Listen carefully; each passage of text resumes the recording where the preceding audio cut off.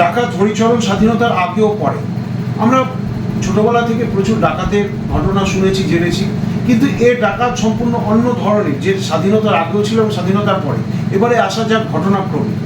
স্বাধীনতার আগে চাইবাসা সহ ছোটনাগপুরে একটা বিস্তীর্ণ এলাকা জুড়ে, যেখানে ছিল প্রচুর মাইন্স, বক্সাইট থেকে শুরু করে অ্যালুমিনিয়াম থেকে শুরু করে বিভিন্ন খনিজের মাইন্স ছিল সেখানে, যার মালিকানা সম্পূর্ণ অর্থে আমাদের ইংরেজরা দখল করে সেই যে মুনাফা, সেই মুনাফা আমাদের যে সাধারণ গরিব গুরব শ্রমিকদেরকে বঞ্চিত করে, তাদের লাঞ্ছিত শোষিত করে সেই মুনাফা তারা ইংল্যান্ডে পাঠাতো।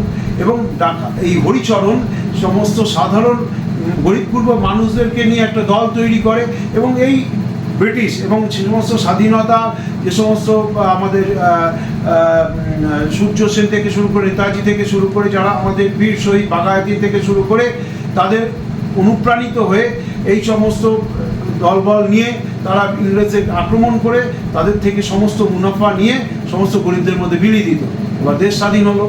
দেশ স্বাধীন হওয়ার পর এই সমস্ত মাইন্স যেগুলো ছিল সেগুলো সম্পূর্ণ অর্থে চলে গেল ব্যক্তি মালিকানায়, এবং একটা নির্দিষ্ট সময় অবধি এটা সম্পূর্ণ অর্থে ব্যক্তি মালিকানা ছিল। তখনও সরকারি কোনো পলিসি এই সমস্ত মাইন্সের উপর কার্যকর হতো না।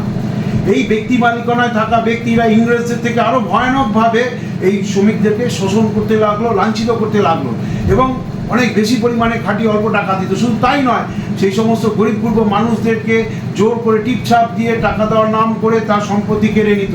কোনো প্রতিবাদ হলে তাকে খুন করে দিত, অথবা তাদের মহিলাদেরকে ধর্ষণ করা হতো।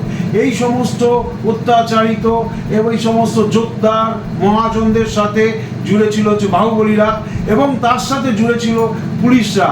এই যে একটা মানে নেক্সাস, অর্থাৎ একটা অশুভ আত্মা ছিল, তার বিরুদ্ধে গর্জে উঠেছিল হরিচরণ। হরিচরণ সবাই এই সমস্ত বড়লোকদের থেকে লুণ্ঠন করে সমস্ত সাধারণ মানুষের কাছে এগুলোকে পৌঁছে দিত। এই টাকা পয়সা যা কিছু ছিল গরিব মানুষের কাছে সে বিলি করে দিত। তাই সে ছিল এই সমস্ত বড়লোক যোদ্ধা, এদের কাছে সে ছিল একজন শয়তান, এবং সাধারণ মানুষের কাছে, গরিব মানুষের কাছে সে ছিল ভগবান। ঠিক এই সময়তে একজন আইপিএস অফিসার আসে, সে ছদ্মবেশে সমস্ত সমাজের যে সিস্টেমটাকে সে ফলো করে। একটা সময়তে ডাকাত হরিচরণকে গ্রেপ্তার করা হয়, এবং গ্রেপ্তার করে আলটিমেটলি সেই হরিচরণ কি পুলিশের কবল থেকে ছাড়া পাবে কি পাবে না, সরকার কি এমন কোনো পলিসি গ্রহণ করবে যেখান থেকে সাধারণ মানুষের নিস্তার পাবে কি পাবে না, সমস্তটা নিয়েই রয়েছে এই উপন্যাসটা।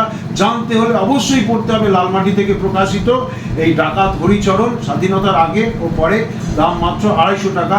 আপনাদের ভালোবাসায় এই উপন্যাসটা অল্প দিনের মধ্যে 3য় সংস্করণ হওয়ার মুখে, এবং আপনারা ভালো থাকুন, বই পড়ুন, বই ও পড়ান, এবং সকলে ভালো থাকুন। ধন্যবাদ।